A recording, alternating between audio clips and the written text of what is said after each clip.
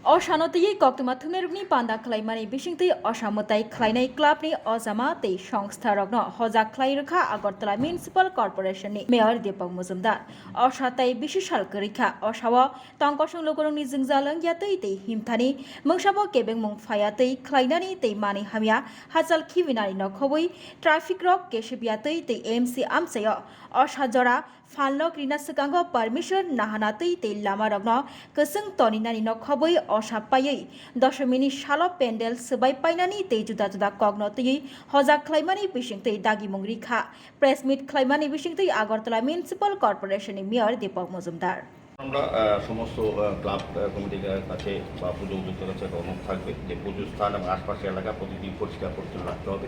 কারণ স্বাভাবিকভাবে আমাদের পৌর নিগম সারা শহরে কাউকে পরিচ্ছন্ন রাখার জন্য আমাদের কর্মচারী সাফাই কর্মী বন্ধুরা কাজ করেন। কিন্তু পুজোর সময় যেহেতু প্রচুর সংখ্যক লোক বাইরে থেকে আসেন এবং পুজোর সময় প্যান্ডেল তৈরি করার ক্ষেত্রেও কিছু কিছু গার্বেজ তৈরি হয়, সেগুলি কিন্তু যথাযথ ক্লাব কমিটি দ্বারা বা উদ্যোক্তারা রেখে দেন। সেক্ষেত্রে আমি তাদেরকে অনুরোধ করবো, আমাদের নিগমেরও আমরা পুজোর সময় আপনারা জানেন আমরা যেমন প্রতি সময় ব্লিচিং পাউডার দেওয়া, ফিনাইল দেওয়া, পাশাপাশি দুজন করে আমরা কিন্তু প্রতিটি পুজো উদ্যোক্তাতে যারা রেজিস্ট্রেশন করাবে তাদেরকে দুজন করে আমরা সাফাই কর্মী আমরা দিয়ে থাকি। পুজোর 5 দিন একদম তারা থাকেন। তো সেক্ষেত্রে আমাদের সহযোগিতা আছে এবং ওই উদ্যোক্তাদের কিছুটা সহযোগী মনোভাব নিয়ে আমাদের পৌর নিগমের সাফাই কর্মীদের বা আমাদের যে সিস্টেমের মধ্যে তাদেরকেও থাকতে হবে। তারপর দেখা যায় অনেক সময় আলোকসজ্জা করতে গিয়ে ট্রাফিকের যাতে কোনো সমস্যা নয় সেদিকে লক্ষ্য রেখে আলোকসজ্জা করতে হবে, লাইটগুলি লাগাতে হবে পুজো উদ্যোক্তাতে। রোড ক্রসিং এবং ওভারহেড গেটের নির্মাণের ক্ষেত্রে ট্রাফিক উচ্চ দপ্তর এবং অগ্নি নির্বাহক দপ্তরের ক্লিয়ারেন্স সহ পৌর নিগমের আগাম অনুমোদিত। আমরা দেখি যখন গেটগুলি করা হয় এটা এই অনেক সময় সাধারণ বড় বড় গাড়িগুলি যখন যায় গেট আটকে যায় বা অসুবিধা হয়, সেক্ষেত্রে ওই দপ্তরগুলির পারমিশন সহ আমাদের পৌর নিগমকে আগাম জানাতে হবে যে আমরা এই জায়গাতে গেট করছি, গেটের উচ্চতা, গেটের সমস্ত পাশ আমরা পরীক্ষা করে গেটগুলি বানাবো। গেটগুলি বানানোর পর দেখা যায় অনেক সময় আমরাও লক্ষ্য করি যে বিভিন্ন ক্ষেত্রে বিশেষ করে প্রতিমা নিরঞ্জনের ক্ষেত্রে খুব অসুবিধা হয়, গেটগুলিতে আটকে যায় যখন গাড়িগুলি যায় এবং প্রতিমা নিরঞ্জন। তাই আগের থেকেই এগুলি দেখে এবং আমরা পারমিশন দেবো।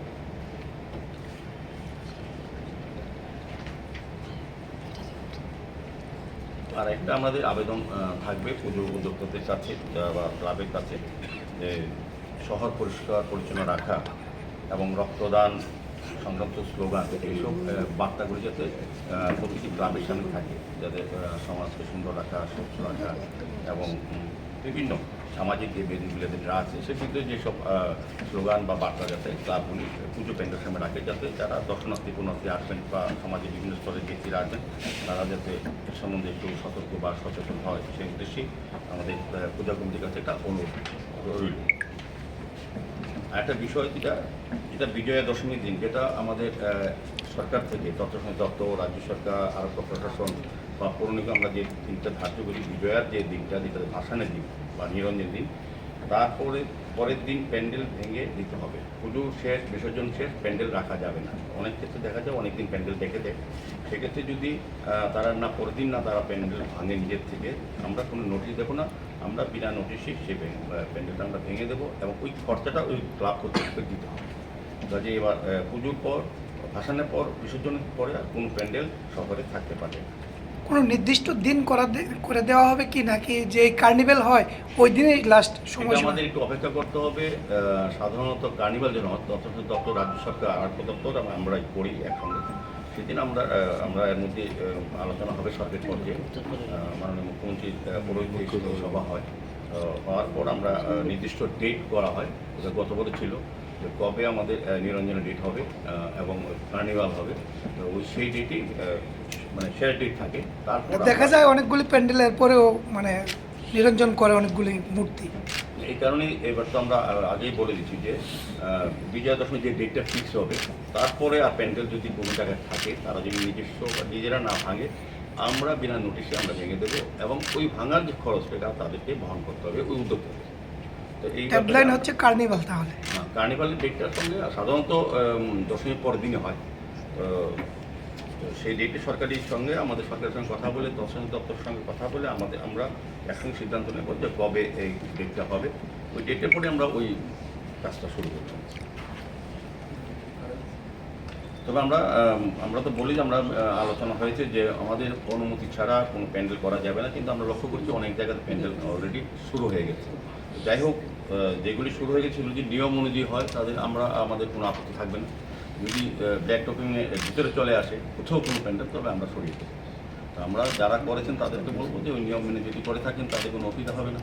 আর যারা করেননি এখনও করার ক্ষেত্রে ওই নিয়মটা মেনে করলে তাদের পক্ষে সুবিধা হবে, আমাদের পক্ষে কোনো রকম অসুস্থ পরিবেশে পড়তে হবে না। কারণ আমরা কিন্তু একটা সিদ্ধান্ত নিয়েছি ব্ল্যাক টপিংয়ে বাইরে প্যান্ডেল করতে হবে, গেট করতে হবে।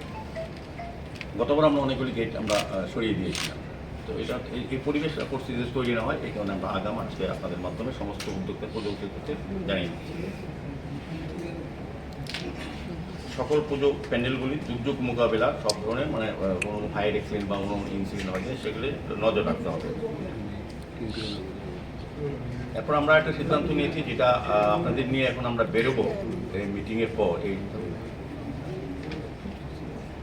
আমাদের যে অবলা চমনি থেকে শুরু করে আইডিএম অব্দি, স্পোর্টস ডিপার্টমেন্টে যেগুলি মিনি স্টেডিয়াম উমাকান্তে যে ঘরগুলি আছে, স্টলগুলি, তার থেকে আমরা দেখেছি প্রতিটি যারা ব্যবসায়ী আছেন তারা আলাদাভাবে শেড করে রাস্তার ধারে তাদের জিনিসগুলি বিক্রি করে। তাতে কি হয়, ওই আইডিএমের এখানে যারা বিভিন্ন প্রান্ত থেকে, এটা একটা বড় হাসপাতাল, এখানে প্রচুর রুগী এবং রুগীর সঙ্গে লোকরা আসেন এবং শহরের অনেক লোক এদিক দিয়ে যান চলাচল করে, মানুষ চলাচল করে, এটা অসুবিধা হয়। দেখলাম আইডিএমে একটা বড় হাসপাতালের সামনে রুগীদের খুব ভোগান্তি হয় এবং এখানে প্রায় সময় দুর্ঘটনায় পড়তে হয়।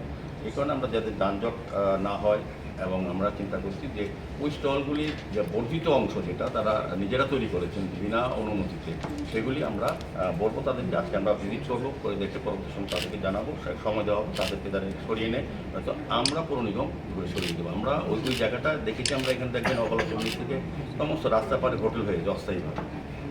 পার্কিংয়ের জায়গা, নির্দিষ্ট জায়গায় কেউ পার্কিং করতে পারছে না, সে আমরা পার্কিং জোন, ভ্যান্ডার জোন সব আলাদা করে দেবো, এরিয়া করে দেবো। আর ওই আইজিএমের সামনে জায়গাটা যাতে পরিষ্কার হয় এবং রাস্তাটা আমরা ডেভেলপ করে দেবো, এখানে যাতে কোনো পার্কিং গাড়ি না রাখে এবং কোনোভাবে দোকানদারদের তাদের সামগ্রী যাতে রাস্তা না বিক্রি করে সেদিকে, এবং যানজট যাতে না তৈরি হয় বা দুর্ঘটনা, সেদিকে আমরা আজকের থেকেই আমরা এখন যাবো।